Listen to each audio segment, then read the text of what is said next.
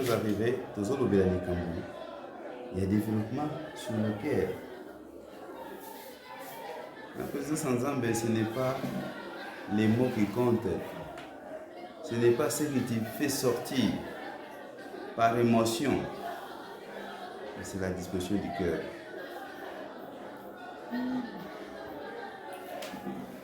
Le côté Zamakasi.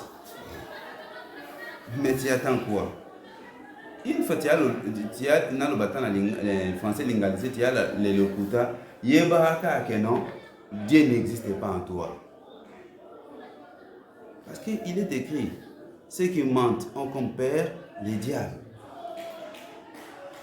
Jean 44, 8, 44. Bato bakosa bana tata bango ya Satan. Siko yo le côté tourne dans mon ordre.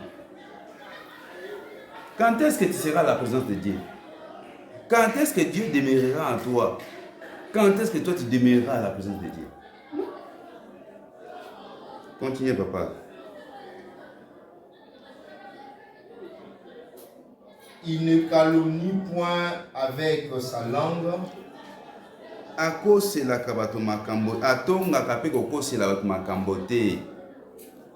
Il ne fait point de mal à son semblable.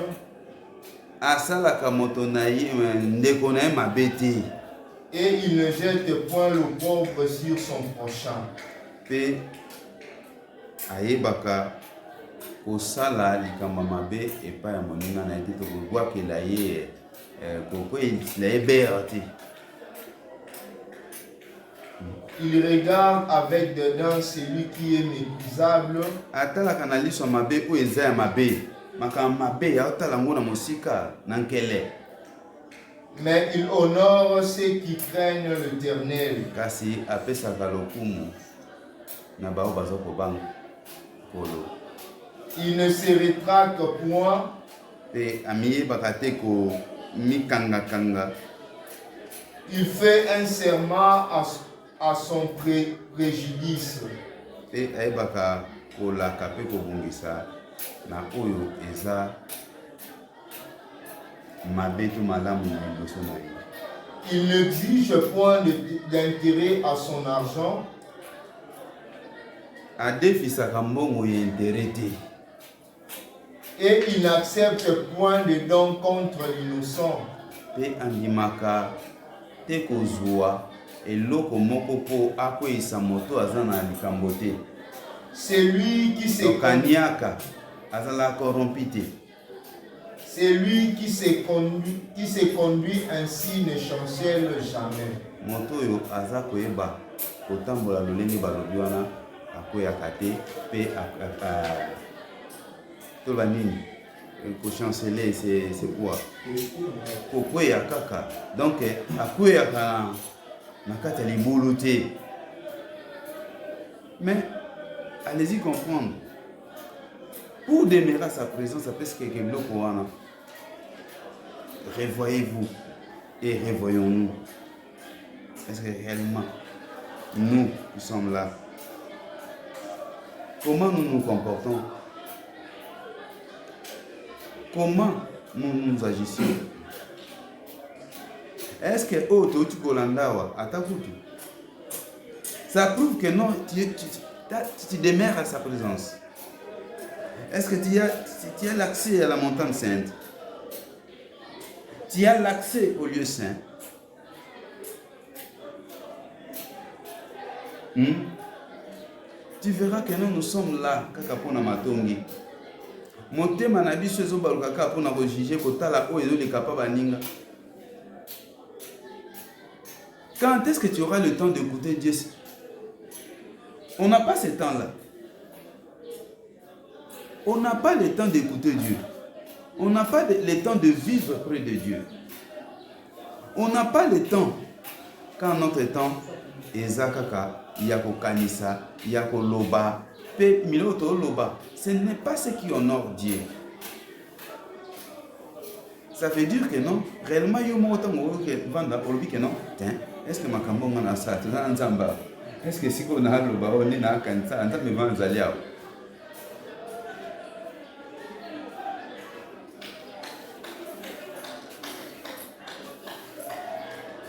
il faut éviter ce qui déplaît à Dieu. Balobi, la présence de Dieu, c'est la fuite de l'ennemi, du diable. Pour que le diable fuit, il fuit l'odeur de la sainteté. Aki makasolo bo santu. Est-ce que l'odeur wana eza pa na yo? Yo motalaka ata mo nyuso koyaka, oya na solo mbindo. Tu n'exaltes pas cette parfum de bonne odeur. Bonzambe kati na yo. Okomi jouer même à bandoki. Lelo ba loka boy, lobi ba loka boy. Et nos problèmes persistent. Parce qu'ils ne sont pas à sa présence. Car à sa présence, c'est lui qui nous conduit.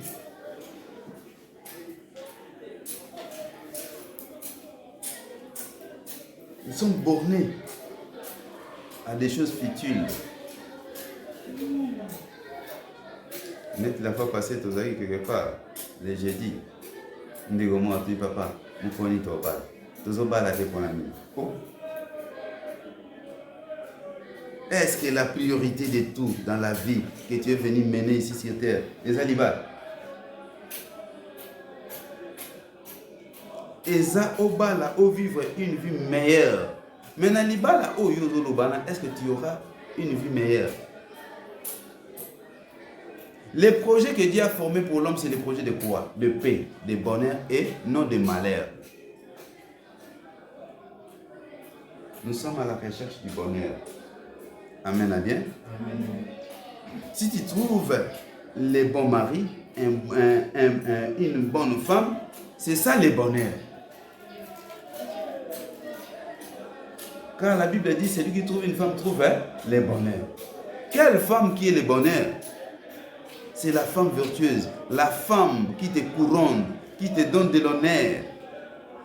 L'homme qui prend soin de toi, qui t'aime, qui te protège.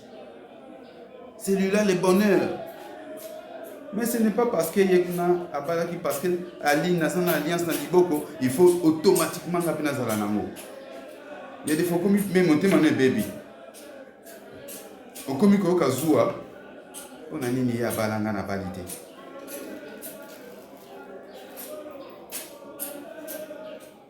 Amen, bien. Voilà. Oh, tu n'es plus à la présence de Dieu. Tu n'es plus à sa présence. À la présence de Dieu, on est joyeux.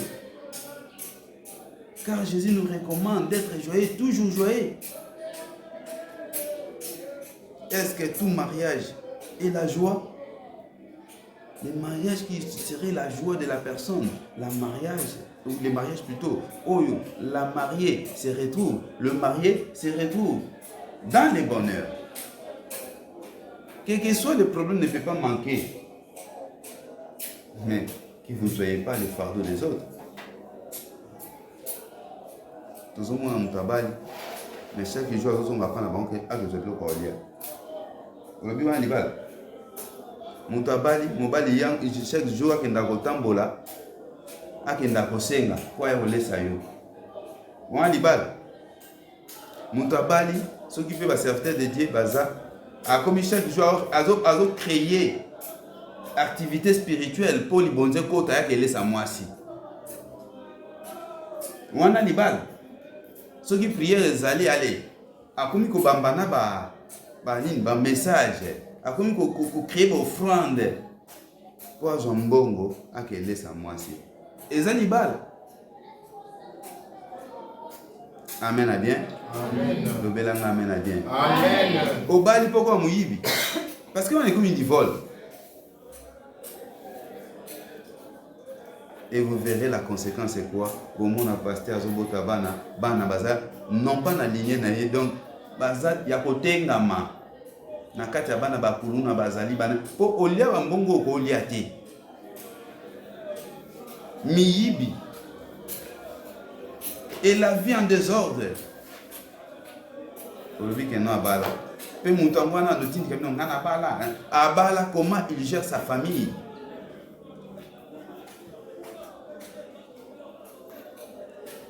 Le mariage doit être béni de tout le monde, honoré de tout le monde. Il faut s'honorer. Toi aussi, vous aussi les mariés, vous devez honorer Dieu. Il faut les 50 ans. Si nous avons se plaindre de jour au jour, il y a comme un problème. On n'est pas là pour le mariage, on en parlera peut-être dans fin un mois, dans l'activité autour de Sanambo pour la clôture et à moi de la femme. Nous allons faire quelque chose. Amen, à bien. Amen. Pour relever là tout sur la femme et voire même les femmes peuvent demander tout ce qui concerne l'homme aussi. Parce que c'est toujours la complémentarité entre l'homme et la femme. Pourquoi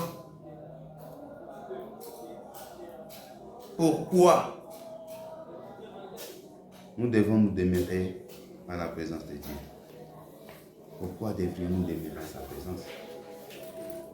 Pourquoi?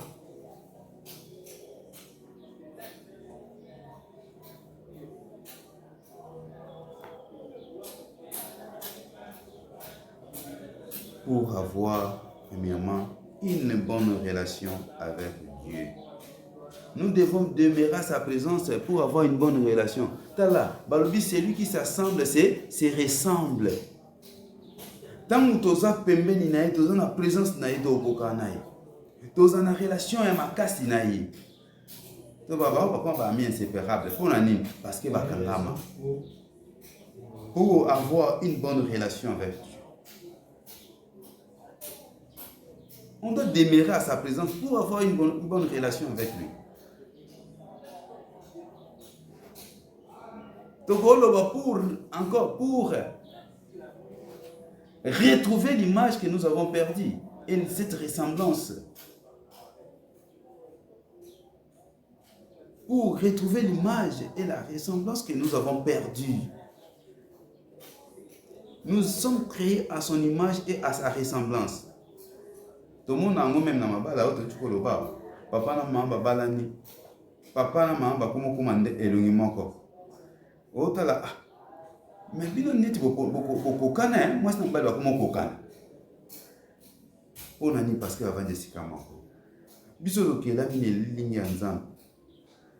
Na lolenge ya zali. Mais nous ne sommes plus comme lui. Nous devons être sa présence. Il y a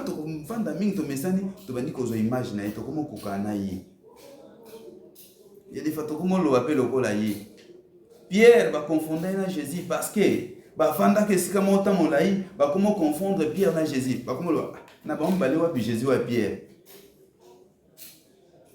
Si je le quoi brouiller ba été na repese bisous. Pour boyer ba kezaïe. C'est pas comme la confusion. Bina pe beaucoup kana moi kuna beaucoup ma okuka na ye. To boyer ba peye ndenge nini. Abi une fois na repese bisous boyer wana ndi. Est-ce que toi tu ressembles à Dieu? Est-ce que toi et moi nous ressemblons à Dieu?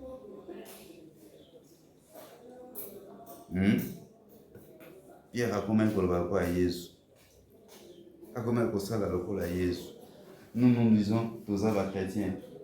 Les chrétiens et le bénéfice de l'année. Malobama comme belé kosa. Net de na bananda. Nazoyo kande ba tonga libanda. So bando tonga ngai so ezaki nini. Balobio soki to ena ndako ai. Moi été. Vous me voulez que Satan libanda ko ya vanda na ndako. Parce que recadrement. Ndenge biso to kima kanzambe. Moi okende kuna na présence ne c'était parce que akoloba biloko neza makasi mingi. Tellement bêtise trop bêtise il faut mutu asala mutu kozongisa mutu na mnesika na ye. Ba komo kimanda. Ba Satan libanda so ibazana ndako wakoti na ba antichambre na ba chambre. Pour moi ko vendre sika yo za zete parce que moi ndayo sa nini au corriger. Et comme ça, les chrétiens fuient à la présence de Dieu. Parce que Dieu nous reproche de temps en temps. Dieu veut que nous menions une vie saine.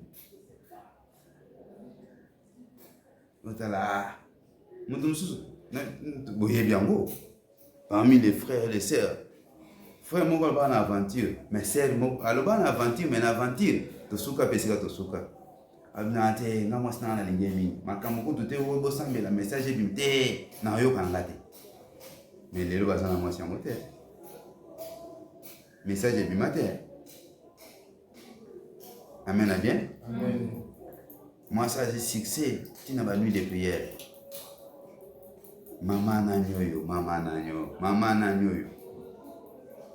Mais lelo pour te disparaître. Ok? Nous avons autant à combo. Parce que vous voyez, il y a des frères, mais vous avez déjà. Abingala maman, na boy. Na lina ngo makama message te pour yo, nga pour ma chérie na ngai. Chérie na yo Na yo sert ango ayaka pando ya pe nuit de prière. Succès de la fort na nuit de prière pas sert ango. Maman na nyoyo.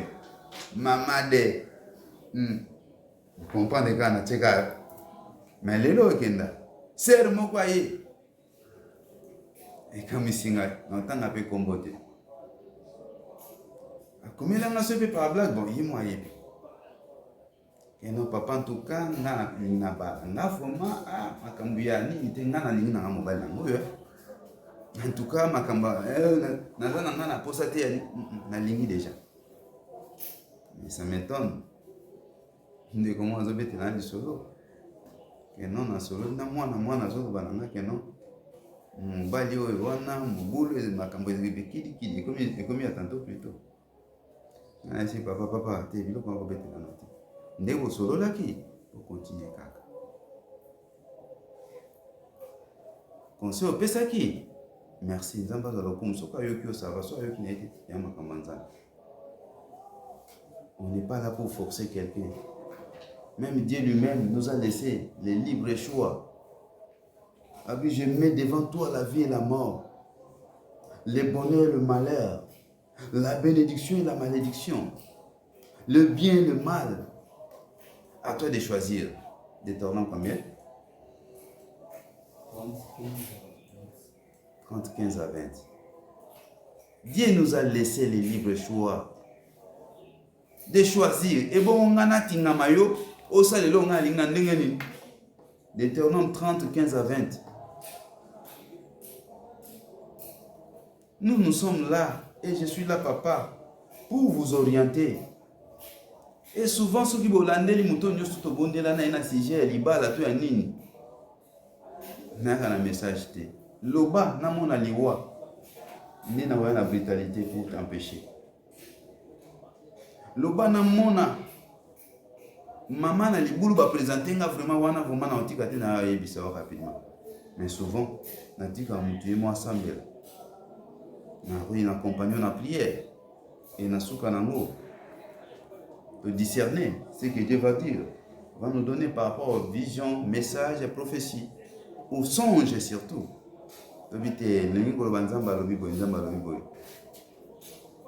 Jamais frère et mère que non c'est jamais frère Gradia va sauter c'est Kolanda mobile anate. Ton frère Kolanda moi c'est à orienter. Même votre grande sœur Sandrine. Na évité ce qu'il ça tout le monde déjà peu ce conseil que non. Moi mobile no ka yewana, to moi no ka yewana, jamais pour le gamin. Parce que je ne les ai pas appris comme ça. Mais ça va me accompagner comme ma prière. Surtout dans le domaine wana, il faut m'oublier mon monde.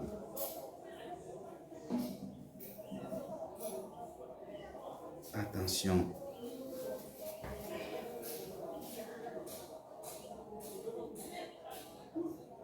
Je disais, et le pourquoi, pour avoir une bonne relation avec Dieu, autant qu'on a 1 Jean 3, 13 à 24. Autant qu'on a un 1 Jean 1 Jean 3, 13 à 24. Mais tant que l'angaï na 14, na 15, et puis autant que l'angaï na 22. 1 Jean 3. 14 à 15. Pendant on a 13 en mot, pour 14 à 15. 1 Jean 1, 13 à 15. Ne vous étonnez pas, frères, Boka moite bandeko. si le monde vous haït. Ce mot qui les a koinabino. Nous savons que nous sommes passés de la mort à la vie. Toyebi te biso to longwe. Na kufa toyi na bomoy.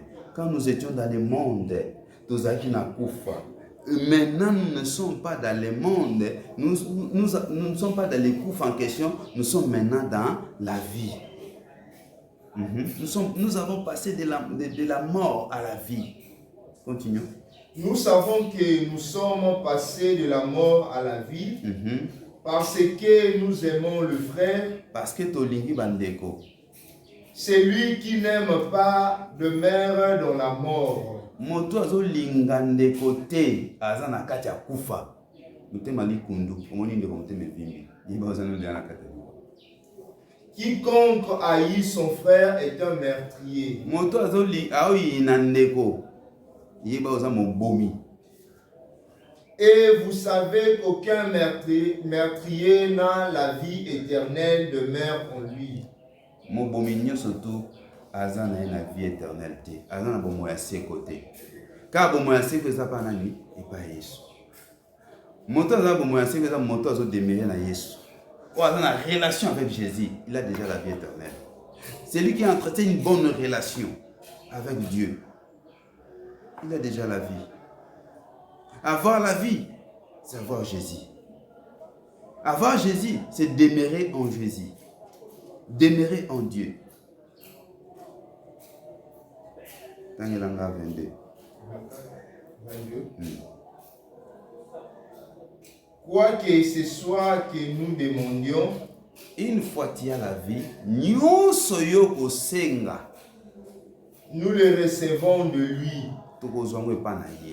Parce que nous gardons ses commandements et que nous faisons ce qui lui est agréable. Amen. Bien. Amen. Une fois nous avons une bonne relation avec lui. Voilà la raison pour laquelle nous devons demeurer en lui. Parce que pour avoir une bonne relation, enfin que nous sommes senga. Parce que nous gardons. Parce que pour faire dans notre moto, il faut y avoir que notre moto alinga kaboye, alinga kaboye. Aina boye, aina boye. Et là, alinga tena salate.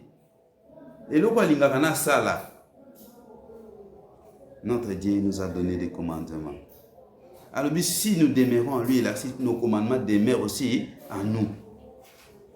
Et tout ce que nous demanderons à Sani, si il ne te donne pas au Senga, parce que tu ne demeures pas en lui. Amen, bien? Amen. Parce que tu n'as pas une bonne relation avec lui. Tu n'as pas une bonne relation.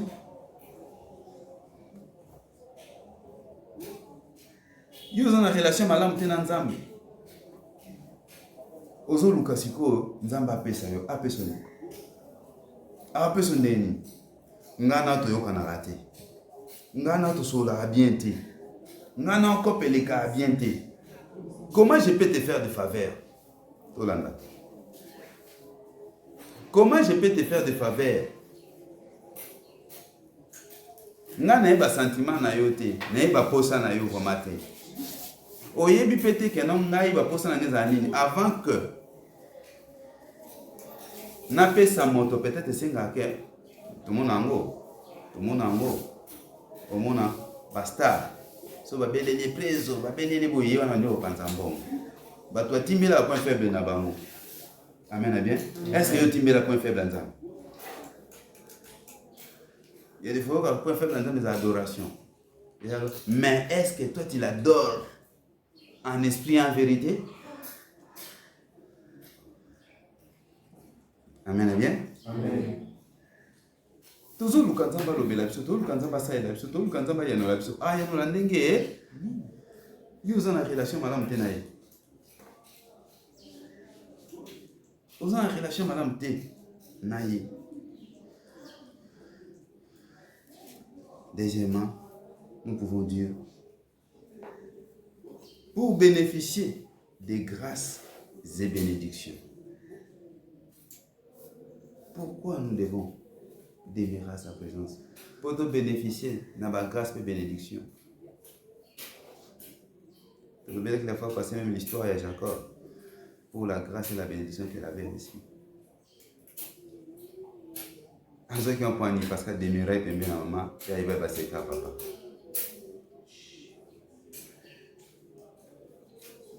Alinga kopé sango et pas il y a Esaü pour l'année parce que Esaü a qui enfant chéri naé a eu demeurer pembeni. Esaü arrive qui va secret à papa, arrive à payer, va pousser à papa. Toi tu connais les secrets de Dieu et tu connais les besoins de Dieu. Tu en connais, est-ce que tu accomplis cela? Oyebi yango, est-ce que ça de la kamo? Et que nzamba linga boité, oya linga te on tout ça là. Et que nzamba linga boité, oya linga tout ça là raté.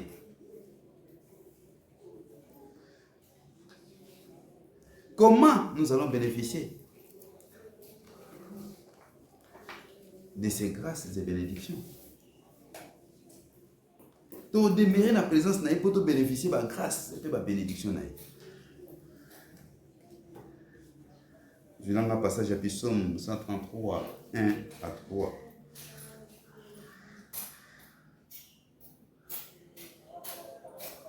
Psaume 133, 1 à 3.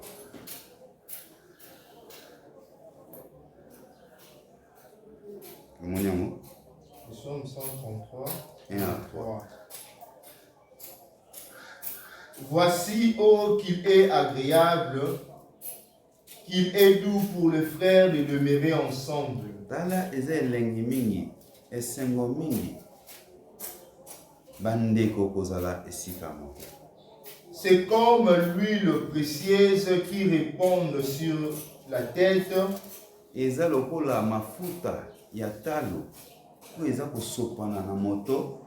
Descend sur la barbe d'Aaron. Ekiti na mandefu ya Aaron. Qui descend sur le bord de ses vêtements.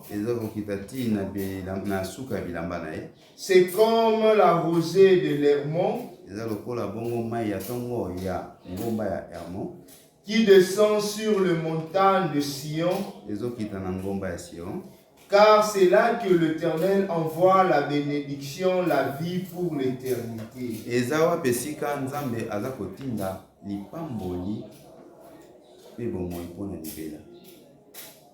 L'ensemble, il est doux et agréable de frères de demeurer ensemble. On a vu que frère et bon yo soko demeurer et si quand Nzamba zali. À plus forte raison combat. Comment est que ceux qui osent demeurer dans la présence ensemble? Babisoka ba frère bazar demeurer ensemble veut dire Dieu est là. Babi là ou deux ou trois. Et ça il y a un passage j'ignore les passages encore. Là où deux ou trois personnes se sont réunies à mon nom, je suis au milieu d'eux. Et ça je crois bien dans Jean 4. Hein? Pardon? Matthieu 18. Jean 4 était. Allez, les évangélistes cherchaient. Car là où deux ou trois sont venus à moi. En mon nom, oui. Je suis au milieu. Nani? Matthieu 18, 20. Matthieu 18, 20. Matthieu 18, 20, et puis là où deux ou trois sont réunis à mon nom, je suis au milieu d'eux. Bible a ici son Psaume 133, 1 à 3, qu'un homme il est doux et agréable, des frères de demeurer ensemble. C'est là où la grâce abonde surabonde. Parce que Dieu lui-même est là. Mais yo, pour y demeurer ensemble avec les frères et les sœurs, il faut pas bête passer, il faut pas le mécanisme, il faut peut-être pas tenir le message, pas bien voir au Au lieu de venir là où la grâce doit abonder, au lieu de venir là où la bénédiction doit couler,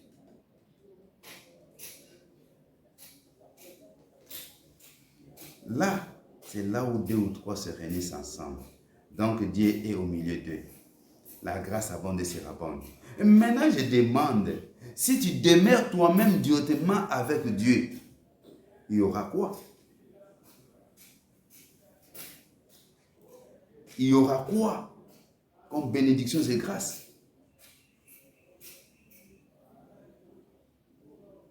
Amen. Amen. Va confondre yo. Et vous verrez, la bénédiction Dieu va vous donner.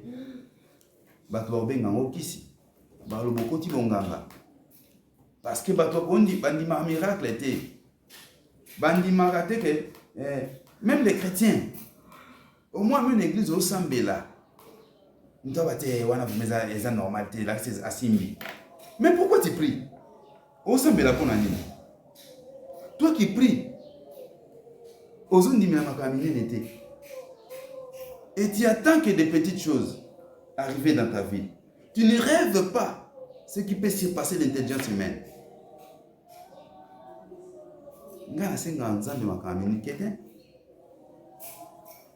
Qu'est-ce qui fera la différence?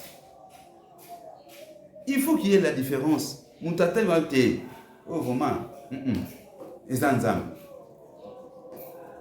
Un chrétien doit croire que notre Dieu peut tout. Il faut croire à des bénédictions grandioses qui surpassent même l'entendement des humains. Amen à bien. Amen. Voilà l'amen à bien.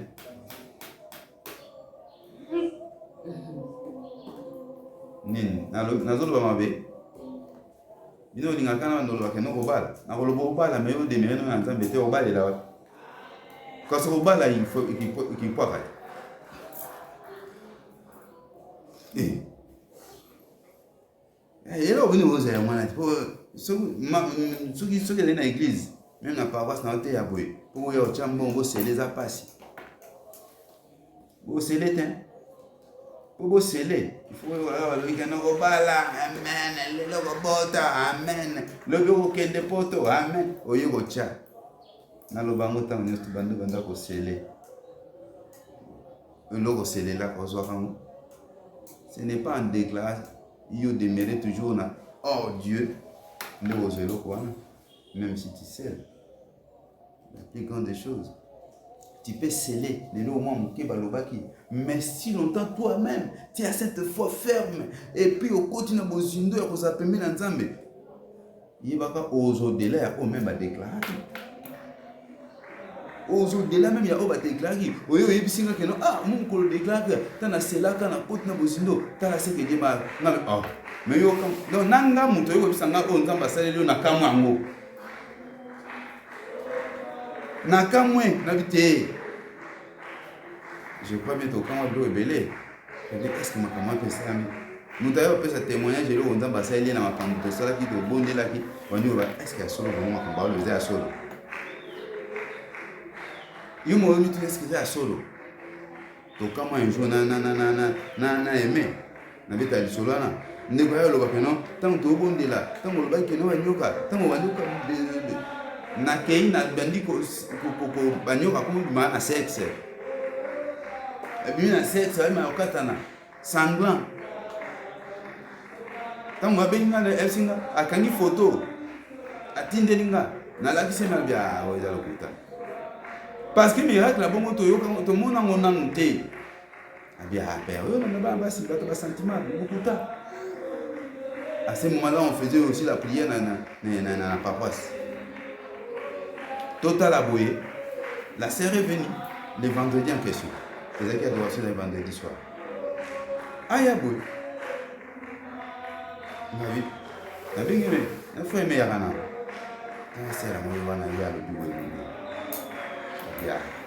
C'est que le bois, les arabes sentiments. Minute, agi posa, avec une autre sœur, babaruki na simakuna, piu, et puis mille sous. Baena bacha on a chassé, baena mo. Na bengi me ya hotel.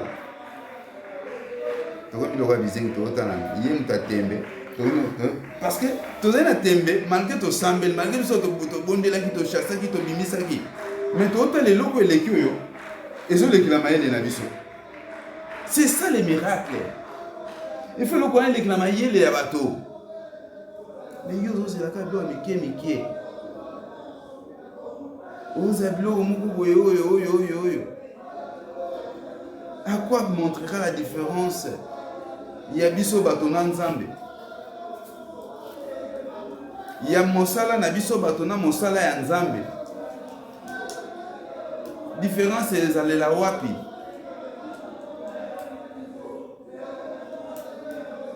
Amen.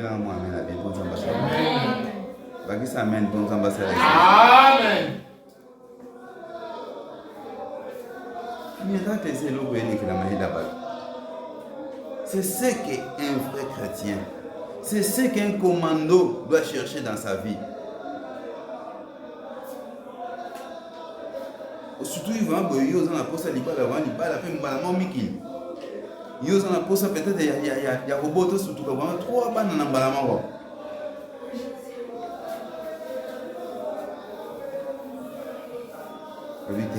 on est miracle. Aucun échographie pas monument encore. Je vois boto ata la 3. Bani ko luka wa tsaba bablo na mbangu ya mbala kata oyo bo check na calcul te. Yango nde bikamwa. Mais oh do nimbat nyustu ba sala nezane ndenge nyustu no neza bikamwa te. Quand ezaka vie normale te. Eza ndenge nature ndenge nzamba tie c'est normal. Ou eza bikamwa eza keno o elekeli ndenge nature ezotambola. Et l'homme est mis contre nature. Mais dans la divinité, et ça ma contre nature, c'est les comme aux hommes à la contre nature. Moi, si moi c'est Babalani, mon Babalani. On est comme il diaboulou.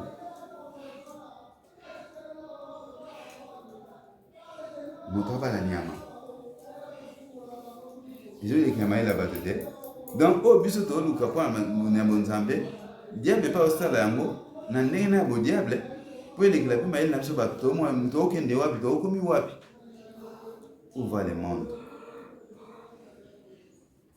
Il y a des fois différents. Un chrétien qui se compare avec un païen, parce qu'un païen a un mirage.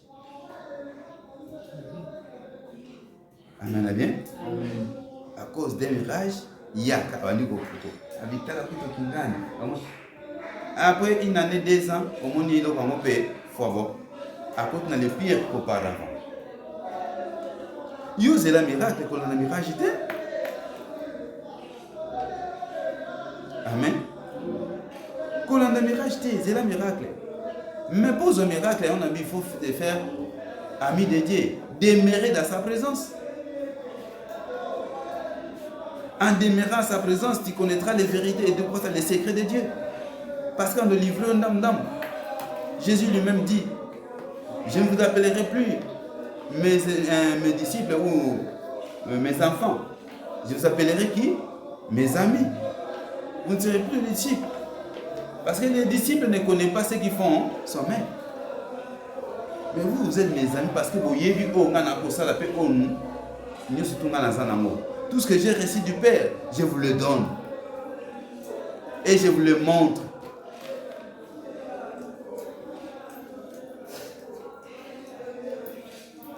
Pourquoi? Et les pourquoi et les parce que encore.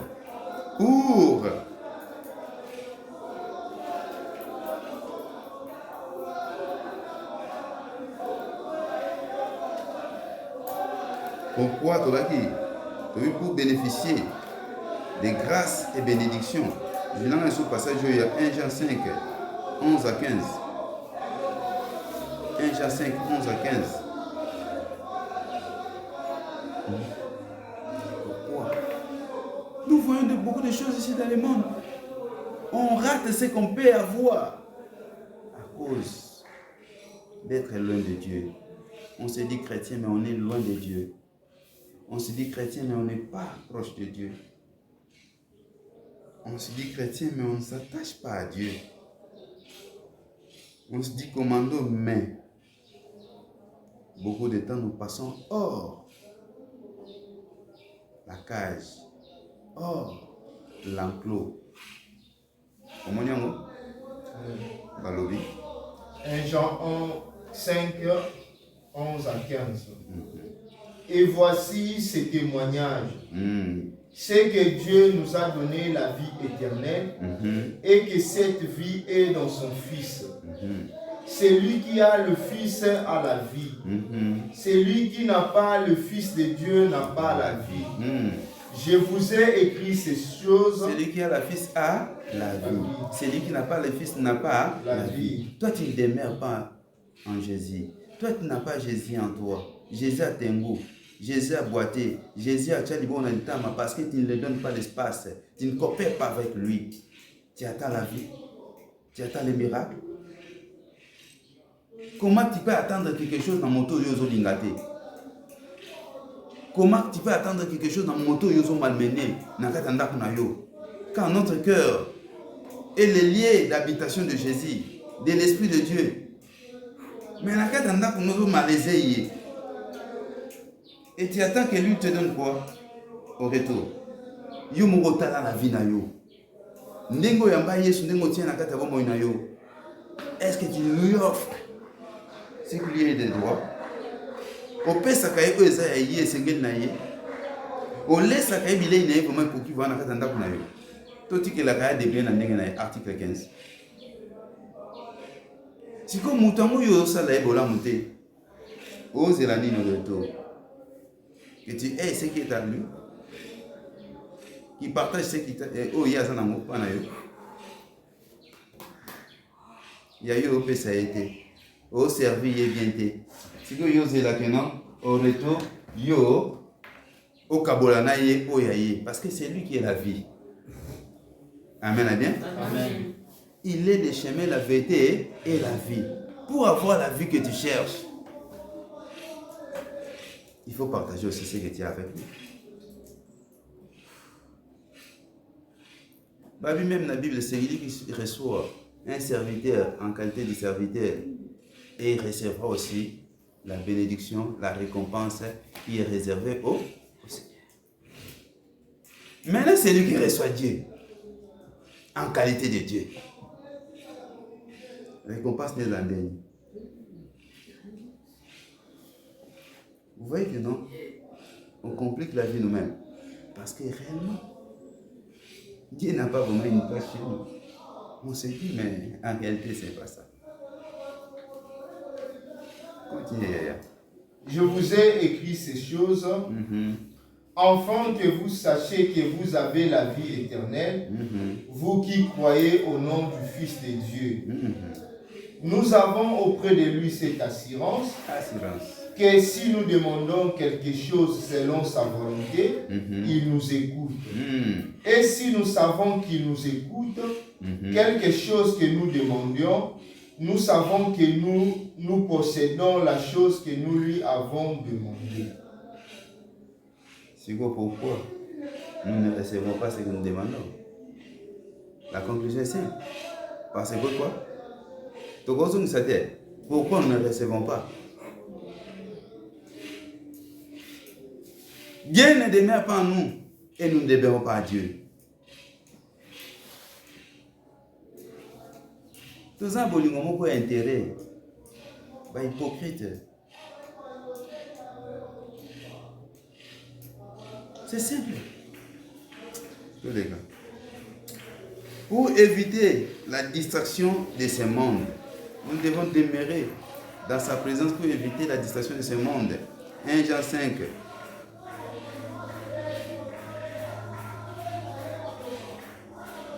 1 Jean 5, 19. Aujourd'hui, sur 1 Jean 2, 15.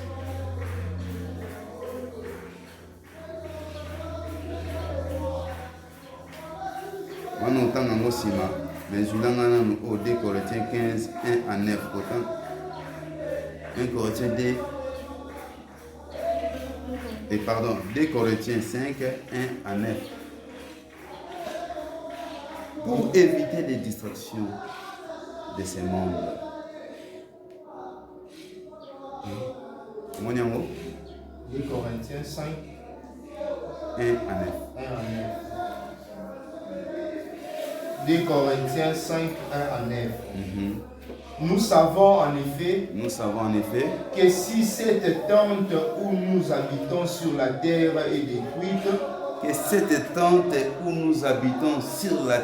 est détruite, nous avons dans le ciel un édifice qui est l'ouvrage de Dieu. Nous avons dans le ciel un édifice qui est l'ouvrage de Dieu. Continuez.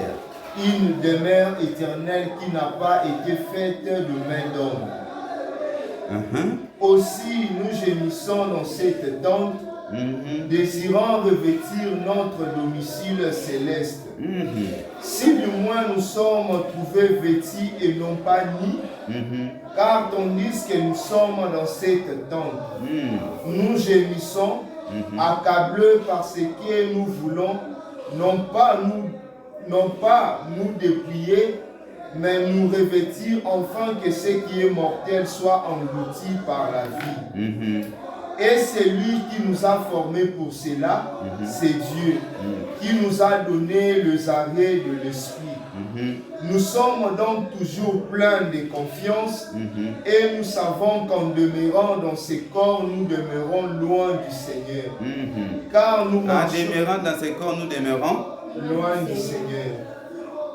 Car nous en demeurant dans ces corps, nous demeurons loin du Seigneur. Nzoto oyo ozolinga moko leka na Nzambe. En demeurant dans ces corps, vouloir comme mona, comme sala, c'est pas mauvais, être propre. N'aimez pas les corps plus que Dieu. Les corps nous trahissent toujours. Les corps vont nous trahir. À un âge, ces corps vont te trahir. Ils vont céder. Mais Dieu ne va pas te céder.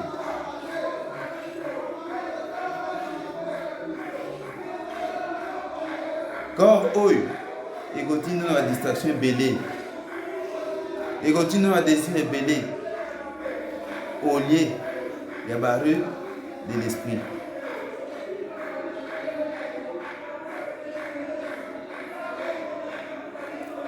Tout ce que nous cherchons dans ce monde pour satisfaire le corps. Et là, nous sommes dans mon pilote total. Et là, nous sommes dans là. Et non l'âme et non l'esprit. Amen, à bien? Amen. Et non l'âme et non notre esprit.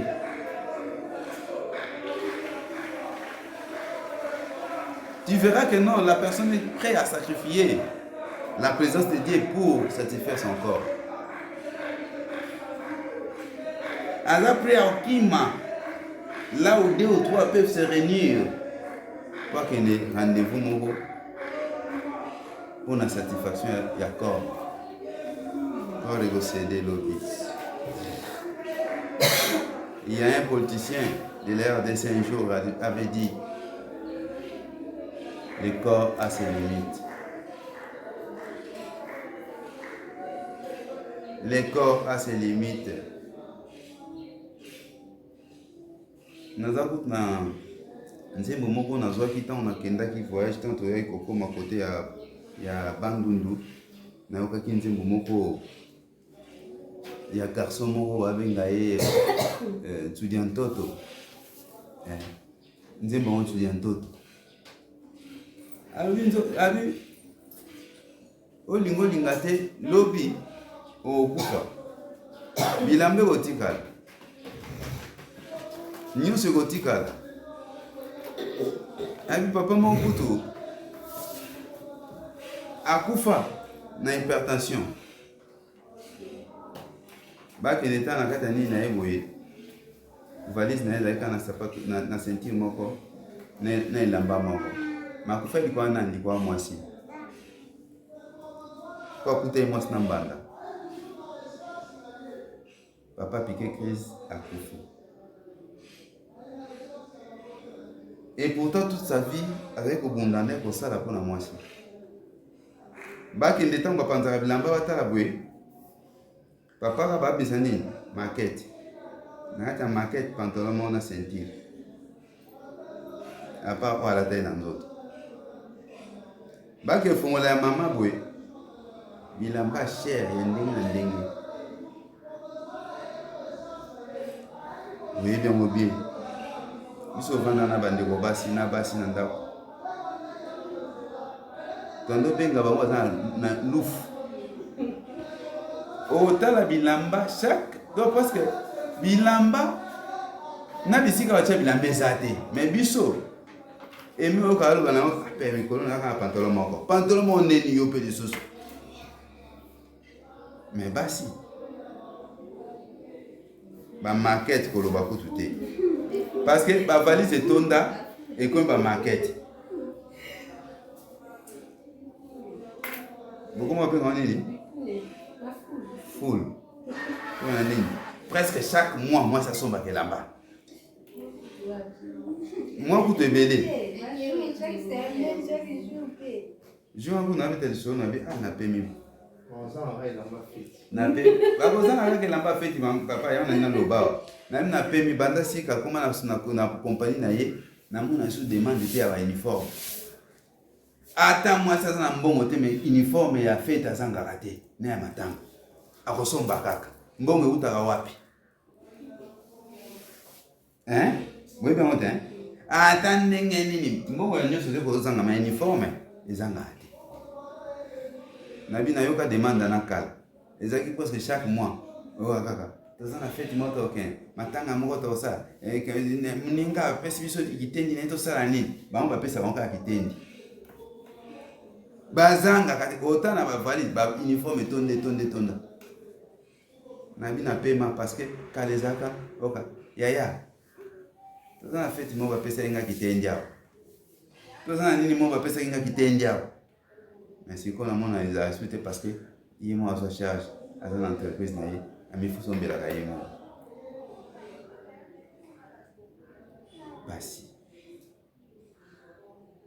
likolo ya biloko ya mokili pe ekokaki kaka te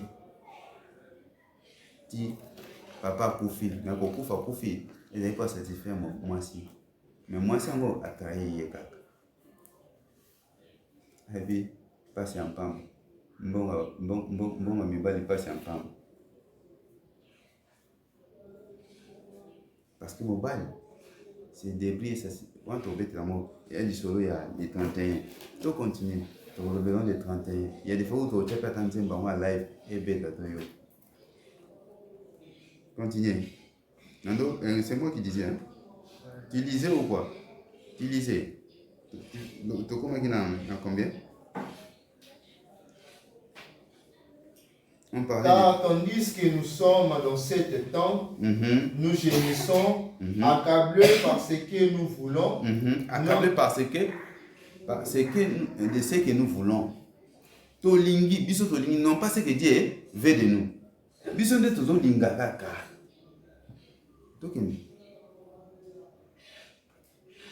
Non, non, pas nous dépouiller, mais nous revêtir enfin que ce qui est mortel soit englouti par la vie. Et celui qui nous a formés pour cela, c'est Dieu, qui nous a donné... Ce qui est mortel soit englouti par la vie. Normalement, un chrétien, oui, tout ce que nous avons ici, tout ce que nous voyons ici, nous devons le posséder. Parce que la Bible, les centripètes au long du siècle présent. Mais tu ne peux pas arriver à faire n'importe quoi pour en avoir. Amen, amen. Amen. Ça doit être une bénédiction que Dieu te donne. Mais non pas aller tourmenter, voire même faire n'importe quoi pour avoir ce que nous voyons sur terre. Les biens qui sont périssables. Il faut que ce qui est mortel soit englouti par la vie. Qu'est-ce qui n'est pas mortel, baby? Qu'est-ce qui n'est pas mortel dans ce monde? Tout est mortel. Tout est mortel.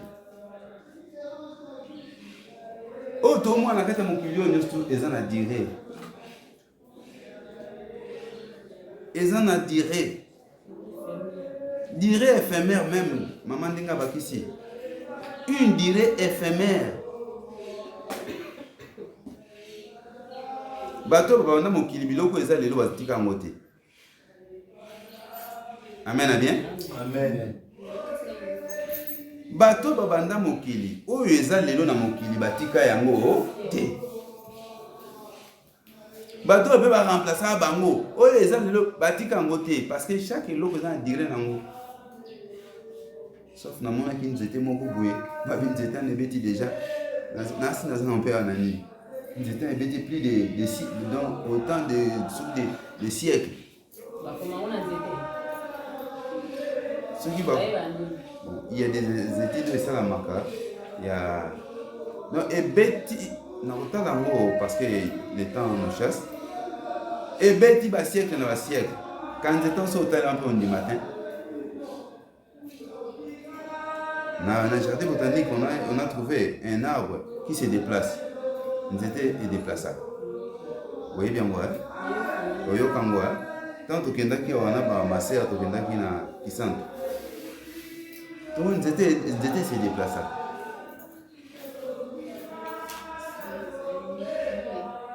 Ceux qui n'ont pas un bon bête, qui ont un bon bête, mais vous avez un peu un arbre qui se déplace et bandela ao mais comme akuna ils ont banné pour se déplacer au mona we banda awa ndenge zokenda tie comme kuna pour dire que non celle les suprêmes des akanza. Détrompons-nous.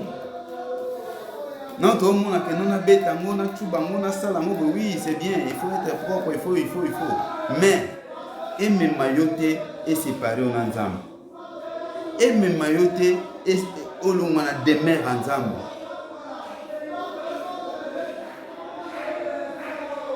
Nous devons tout posséder aussi. Mais, ils en ensemble et venir au biseau. Pour la bénédiction, on a dit que ça n'importe quoi pour la bénédiction. Nous avons dit la bénédiction, c'est une malédiction. Ils sont morts aux sombango. Et tu te tues à petit feu. Continuez. Nous sommes donc toujours pleins de confiance et nous savons qu'en demeurant dans ce corps, nous demeurons loin du Seigneur. Amen. Car nous marchons par la foi et non par la vie. Nous marchons par la foi et non par la vie. La vie, vie au bien les vie à Missou. C'est ça, non? Il y a Bomona. Les la vie mais la vue. Nous marchons par la foi et non par la vue. Car tout ce qui frappe les yeux, attention avec ça.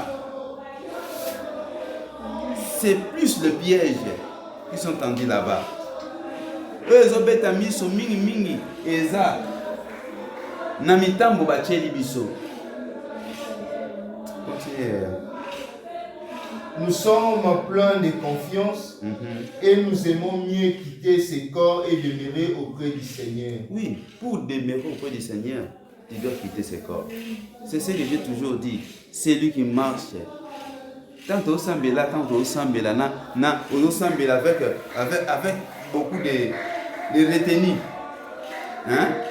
Au contrôler nous son qui comme si n'a pas pu et mon sambe au temps pandi et c'est quand on a l'attaqué beaucoup bien. Au sambe tali est-ce que sous qui n'engage bien. Au sambe aux accords. Celui qui veut être en contact avec Dieu doit quitter le corps. Et ça, il y a des choses où tu peux quitter le corps. Il faut vivre l'esprit, la spiritualité, vivre l'esprit. Soit tu meurs. C'est des choses là où tu en entends. Et il dit, au côté de la non pas dans l'auto. Dans l'auto, c'est le sentiment. Après, c'est soit ma qu'on a. Amen, bien. Amen. C'est le sentiment. Il y a des gens qui ont un peu de On est boulé la place là-bas, on dit qu'on réfléchit. On a un monde à la noir. Noir, on a esprit des morts, ça pas naïo. Nous avons des noirs là-bas. Pourquoi on a la noir au Bambi et l'eau comment ils ont raté? Nous autres, on est ça là. Comment on a dansé? Tu dois quitter ce corps pour demeurer à la présence de Dieu. Continuez.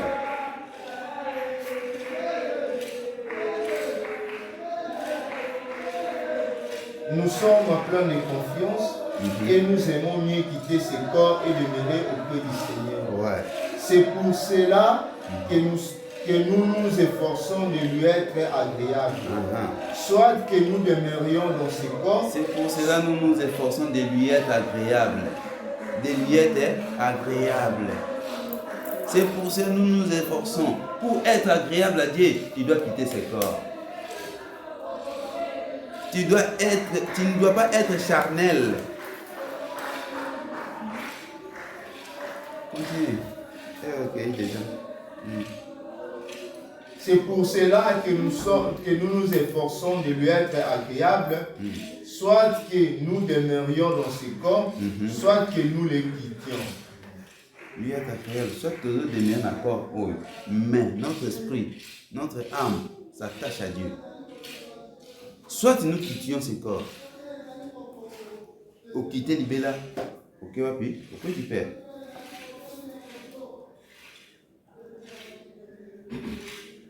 Yo quand ici n'engo za boy, quand on a un sentiment à bon moto boy, au comment on a un ange descendre du ciel ici.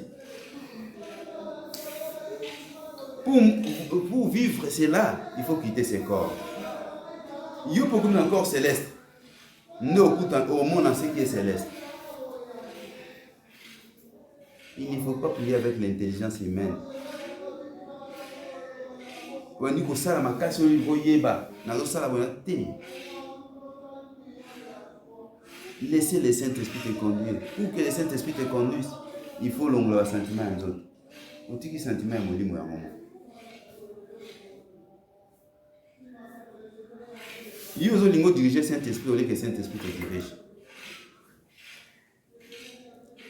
Raison pour laquelle nos bénédictions tardent, nos demandes n'ont pas de réponse. Yo ça demande selon yo, non pas selon Nzambe. Nzambe pas ebisa moni po zo esengi boyi. Tu t'entêtes.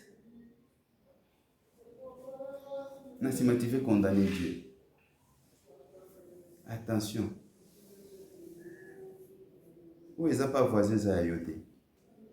Mais les cas pas voisin, il a cité que non, et les qui a eu. Au voisin juif, dans le bas on peut-être déjà enlevé les rideaux, il y a eu les cahiers. Il y a son peut-être RAV4, il y a son peut-être un Range Rover. Pourquoi il y a la caille à mon là, aux hommes lancés à mourir? Attention avec la distraction.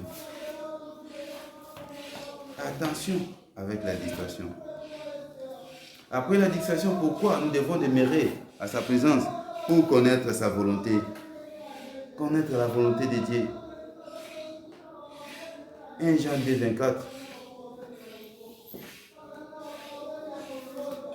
Pour connaître la volonté de Dieu, que ce que vous avez entendu dès le commencement demeure en vous. Si ce que vous avez entendu dès le commencement demeure en vous, vous demeurez aussi dans le Fils et dans le Père. Ceux qui osent demeurer par naïf, directement, nous saurons ce qu'il est et ce qu'il a et ce qu'il dit. 1 Jean 2, verset 24. Nous devons chercher à connaître 1 Jean 2, 24. Nous devons chercher à connaître ce que nous entendons. Qu'est-ce que nous attendons? C'est la parole. Ce que nous attendons, c'est la parole. Et cette parole doit être et demeurer en nous.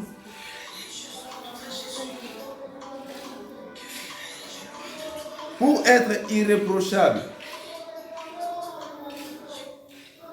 pour surmonter les attractions de ce monde. Pour surmonter les attractions de ce monde. Nous devons demeurer en Dieu pour surmonter les attractions de ce monde. 1 Jean 5, 19, 1 Jean 2, verset 15. 1 Jean 5, 19, 1 Jean 2, verset 15. 1 Jean 5, 19. 1 Jean 2, verset 15. N'aimez point le monde, ni les choses qui sont dans le monde. Si quelqu'un aime le monde, l'amour du Père n'est point en lui. 1 Jean 2, verset 15. N'aimez point le monde, ni les choses qui sont dans le monde. Celui qui aime le monde, l'amour du Père n'est point en lui. Tu auras quoi encore? Nous qui sommes plus attachés au monde, aux attractions de ce monde. Namakamboele que la biso na mokili o. Benda simba ya mokili oyo. 1 Jean 5, 19. Nous savons que nous sommes des dieux. Celui qui demeure à Dieu, celui qui demeure dans sa présence. Il y en a qui faut refléter l'image naïe. Dieu au bas combien Dieu ni. Nous demeurons à Dieu. Dieu majuscule. Balobi, nous savons que nous sommes des dieux. Toza ya nzambe, toza ba nzambe. Dans Exode, Dieu dit à Moïse, je te ferai Dieu devant Pharaon. Exode combien? Exode 7, verset 2. Dieu dit, je te ferai Dieu devant Pharaon. Toza ba nzambe. Nzambe tango zana ye okomi nzambe. Parce que tu parleras à sa place. Il y a pesio malobayo lobi. Asala son nzambe liboso banguna. Liboso a un problème, yemo kwa koti na kati na yo okomi nzambe. Balobi, nous savons que nous sommes des dieux et que le monde entier est sous la puissance du malin. Biso toza banzambe, toza nzambe. Mokili oyo eza na maboko ya Satan.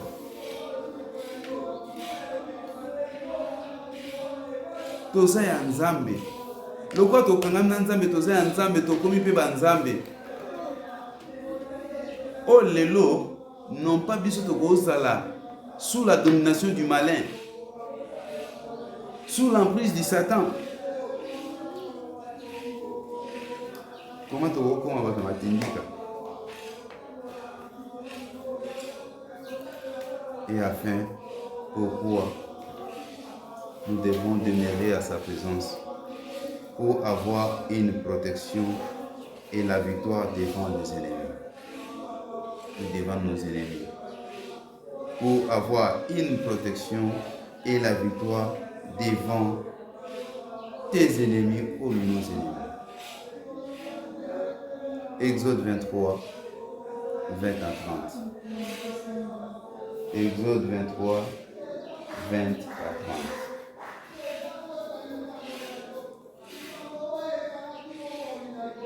Totanga mon potosilisa.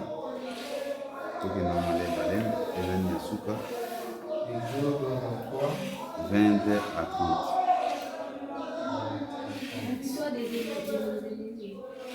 Pour avoir une protection et la victoire devant nos ennemis.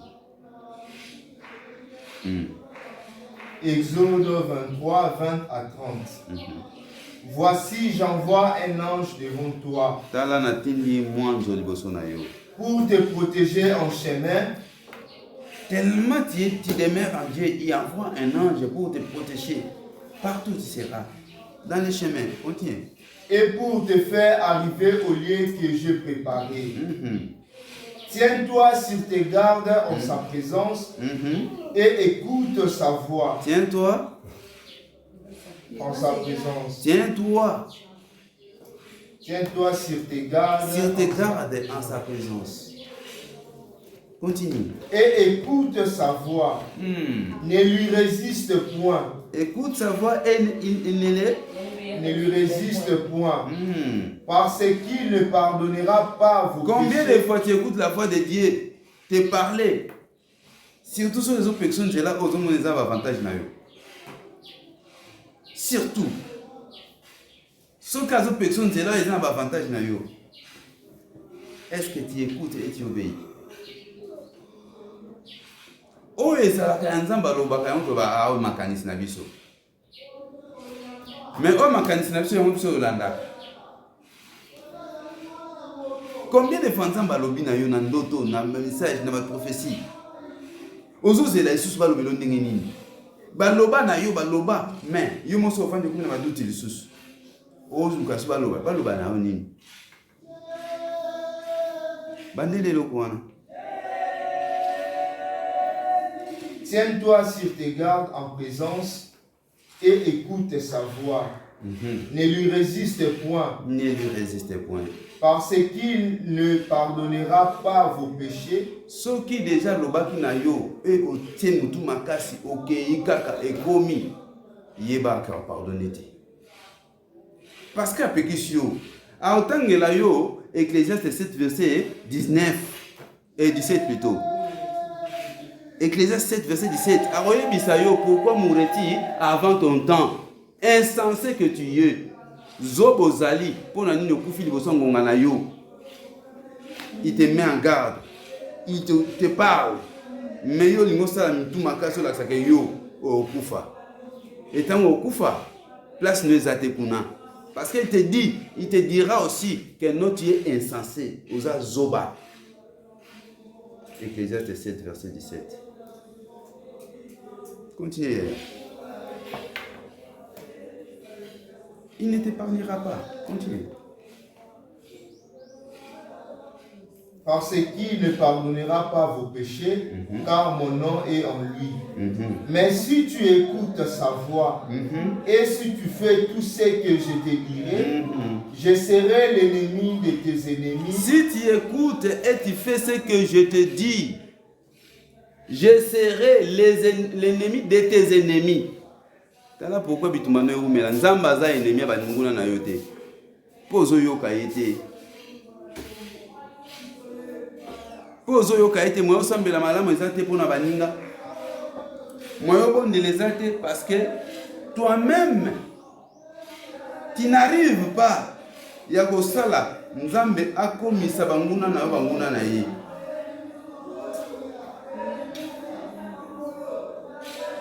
Quand tu bandela ngo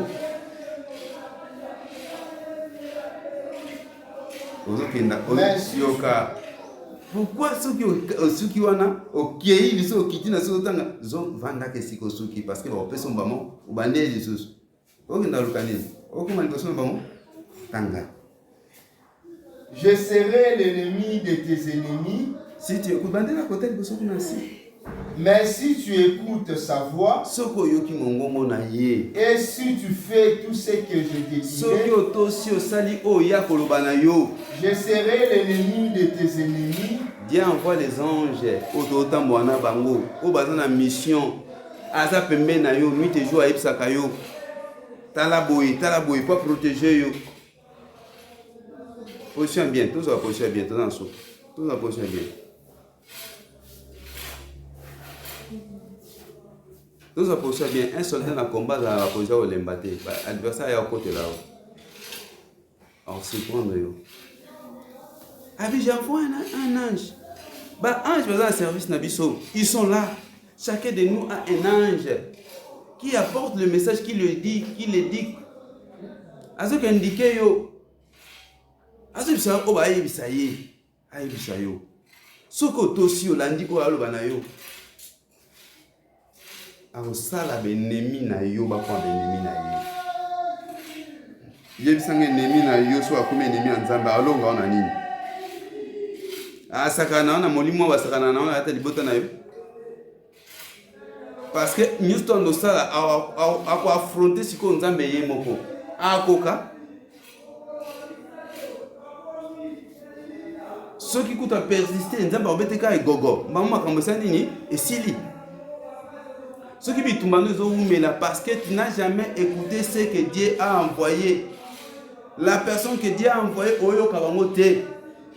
L'ange qui est tout près de toi, autant que soit attention, ceci est mauvais, oyoka kaite. Les conseils des bateaux, oyoka kate. Tu fais semblant que oyoka na minute muke aller. Au côté nous parce que tu sors déjà dans des mers ensemble. Tu sors déjà dans la présence ensemble. Continue. Je serai l'ennemi de tes ennemis et l'adversaire de tes adversaires. Mon ange marchera devant toi et te conduira chez les Amoréens, les Étiens, le Phérézien, le Cananéen. Ange tambola liboso na yo, ka omema yo liboso, bato batangeza banguna Israël. Bato bazalaki adversaire contre Israël. Mais nzamba atamuso liboso banguna no bakoso le côté. Na ngongo yo ndi ozabu na capacité za nango. Tellement Dieu n'est pas l'ennemi de tes ennemis. So OK, ka peut-être sika mo OK pour kufi. Abi si longtemps. Il faut se revêtir d'un esprit supérieur. Il faut qu'il y ait un esprit supérieur, c'est avoir Jésus. Et tu vas dominer ce qui t'est dominé. Tu vas marcher sur ce qui marchait sur toi. Amen, à bien. Mais toi, jusqu'aujourd'hui, tu n'as pas l'esprit supérieur parce que tu n'écoutes pas Dieu. Parce que yo kakate o nzamba otinda, o nzamba aloba. Et surtout les frères et les sœurs, moi mon cœur. Balinga comme manus pour la discussion, na débat. Au lieu de comprendre, comprendre. Mais comment le débat? Peut-être ça fait que les personnes ni ayebi. Nzamba ko batala banga bayebi singa bo nzamba lobi na yebisa bino bo ah. Il y a ce soir. Ah, nzamba ba. Pourquoi mon côté doute? Babi examiner, mais babi ko douter. Amen, bien? Amen. Examiner toute prophétie, un message vient surtout. Discerner ma songe, ma rêve. Interpréter-les. Mais quand vous avez un doute, vous avez doute. Doute, les amants quoi bien, élément où empêche un miracle de s'opérer. L'ennemi des miracles. Pour le l'amour de l'autre continue. Tu ne te prosterneras point devant leur Dieu. Et tu ne les serviras point. Tu n'imiteras point ce peuple dans leur conduite, mais tu les détruiras et tu briseras leur statut. Combien ou comment un frère, une sœur, à comment Koluka se comparer na ba mondain? À comment Koluka oh ba sali pas sale. Être toujours à la mode. Mais au suivant bien bango. L'inspiration le quoi va créer yebe ou toi. Amen à bien. Et le bimi wana côté ba s'inspirer yebe. Il y a des fois tu achètes aussi, tu mets dans les corps où tu manges sans prier. Et bien, où tu vois. Attention même avec ce qui se vend au marché. Attention. Nakende na mboka mo ba betani solo. Ezalaki na mundele moko awa. Mundele na ndosomba bandeko ya mike abenga bamvunju so bamvunju. Eza ebele la mike bo. Ala groupe ebele bo. Ando somba mo so somba mo ando beta mo so kisi mini so nini ezo bongo na badendon. Allez-y comprendre comment les mondes sont en train de travailler. Et bon, moi, je suis dedans. Puis, ils ont pota, na ba cargo, ils ont qui poto. Nous, il y a tout le monde. Na si ma pe ou là, moi, peu de choses. Avant de manger, avant de tout faire, il faut prier. Pourquoi tu as mon mode? Parce que bango balata ki on a pe fona la tango. Parce que bango ba somba ki on fonga pe na somba bango. Il faut ngape na cha kabelo wana alisi ya mai. Il faut ngape na cha o wana na moni binisi ka $500. Na na vidéo mo bala ça comment tant ba ezaka ba veuve indienne ba kata bango suki. Suki ya bakena na ba laboratoire ba sala ngwa yina mo awa. Suki ya mututu bango balongoli yango po eza botutu pana biso pe dosala kate maman kufeli mwasi et mobile plutôt pana biso kuna telemela kango quand papa kufaki nabisi koko na biso wana nabi naoka ke bapesaka basomba kekila nasomba kila bokata masu vite koko na biso tobenga chinois abi pesa mbongo nazwi $10 na pesi abi wapi Juliette wena abi koko na kabeli ngai abi natika mwana ngana suki po botutu elanda ye jamais il faut bolongola siko suki ya botutu o bakati kuna na Inde surtout bino bolinga ya naturel o bakati na Inde yo yango oye kosomba awa suki ya veve ya botutu pe eleki na nini toloba na internet eleki tomoni yango ba vidéo nango eleki mais na une femme à vertu, femme spirituelle. Na ba maman pasteur, na ba commando du Christ. Baza na posa na mokaka. Pourquoi? Parce qu'ils ne sont pas, ou elles ne sont pas, elles ne demeurent pas à la présence de Dieu. Pour montrer dans la présence en Zambé, alors il va voir ce qui wap malam wap mapé.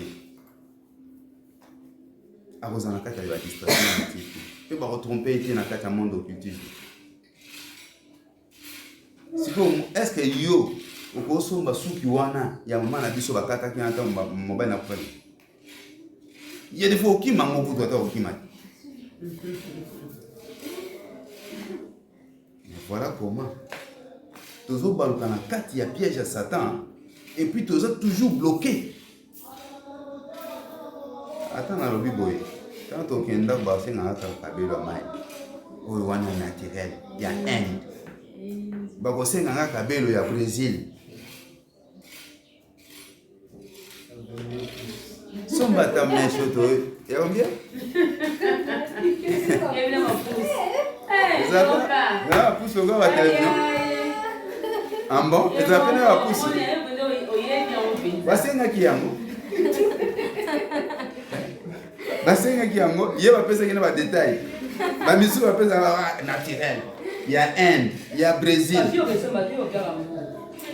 Pour nous il y a beaucoup wana Inde akufa ki. Basi banani pe bazawana. Ba baza averti, ba enseigner. Pourquoi? Parce que nous ne sommes pas à la présence de Dieu. Nous allons à la présence en embêté. Obi? Il y a des interdits qui ne sont pas sanctifiés. Il y a des interdits qui ne sont pas sanctifiés dans la prière. Mais les surtout, tout est permis, mais tout n'est pas utile.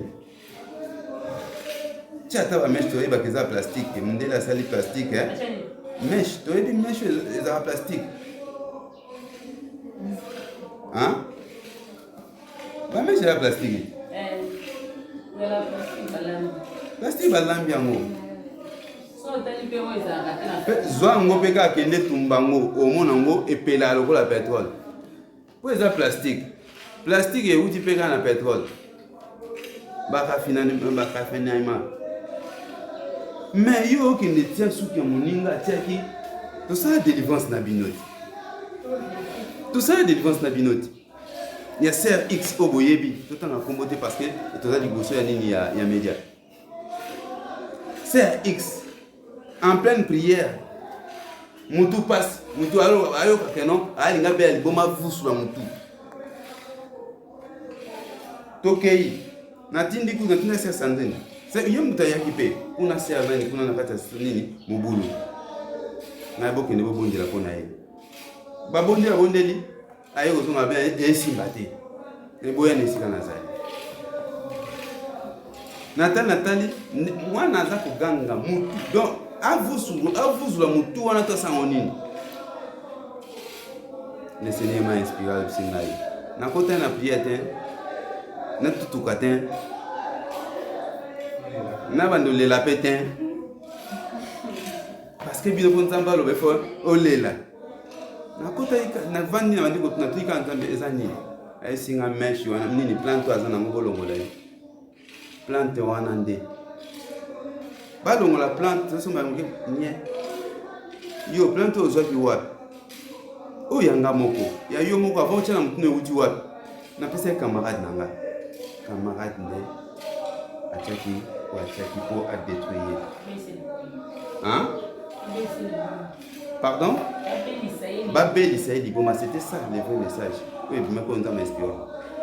Ça qui va travailler plante wana pour Babel Isaïe Liboma. Et là, il y a Yemoko. Est-ce que vous comprenez le wana? Et là, il y a Yemoko. Après, si moninga tie à travailler. Et bon, là, il y a Botutu. Il y a Libobi. Combien on s'en charge dans mon na yo malédiction mon sans le savoir. Oui. Vous savez là bon. Il t'avait dit que non le moins. Hier mon ko to pobo tout le monde to ne ba longo lien souki. Pour nani ba sambela qu'on a été enfin que botuto longo. Hein?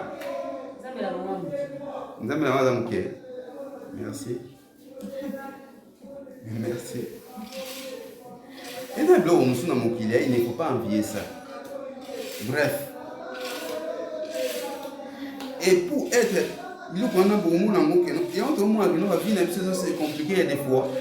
N'habitu ma famille to kolonga ngote parce que là va force sous négative et ou taliban des autres côtés na biso. Ben influence négative to zo kuna na adoration. Et belé zo ou taper liban des autres côtés na biso. Si vos familles ont les dessus, tellement il y a pas porte à fond mais ça et belé. Vite au mener sa vie na biso.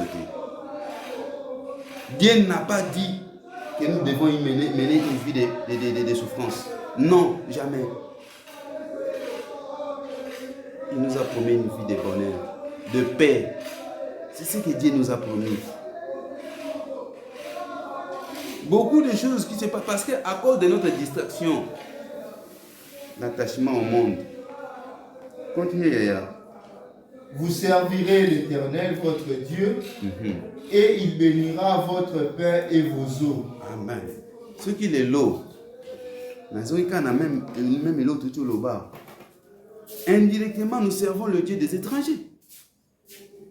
Parce que tout ça qu'on adopté, où est à Bango.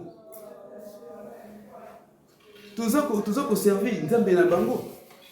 Bango kuna Nzambe na Bango, que balongola, balongoli.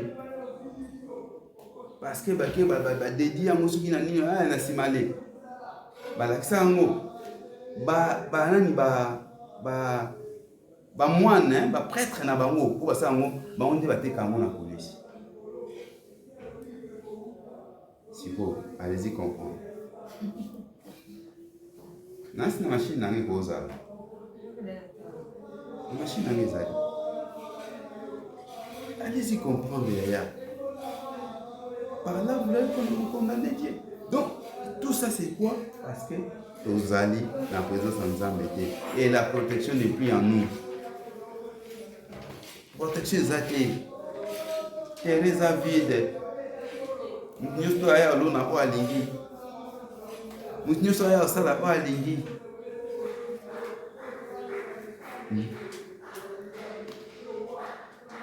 Si vous allez comprendre. N'invitez un événement, il y a Zemi à Molimo, un événement, il y a Libomani, il y a Kliboso. Il y a Mèche qui a Kliboso.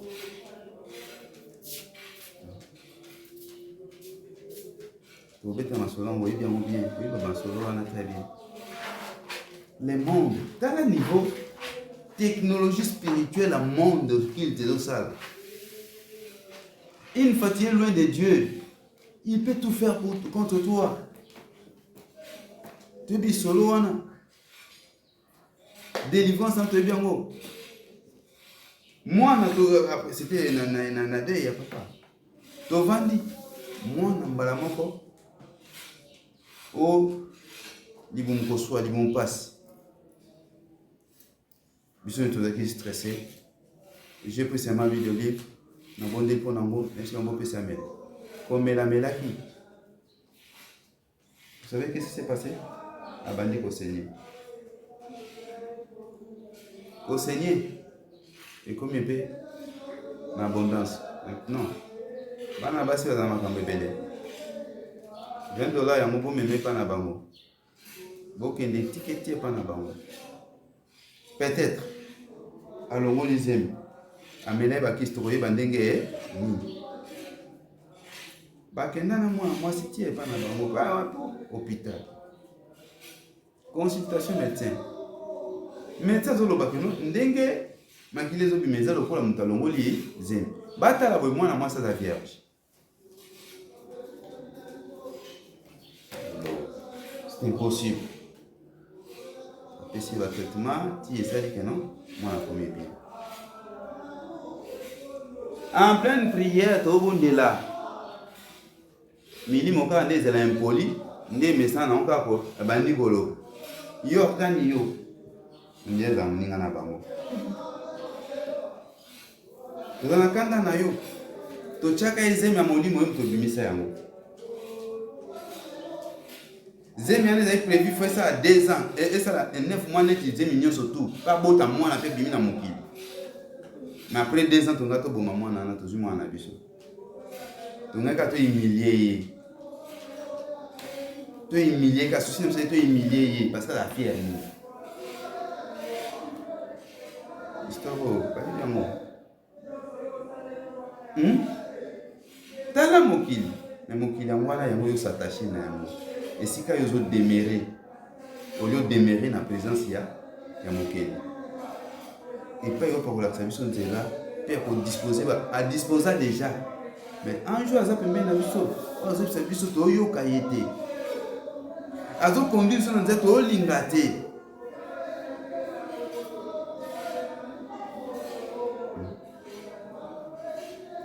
Tout lingaté. C'est un exemple terre à terre. Moi aujourd'hui je suis à Kinshasa. Non pas par mon vouloir ou ma volonté. J'ai déjà retourné. Mais parce qu'il a dit. C'est pour ça que je suis là. Il faut suivre ce que Dieu dit. Ce que Dieu dit, c'est le oui et l'amen. Mais nous discutons avec ce que Dieu dit.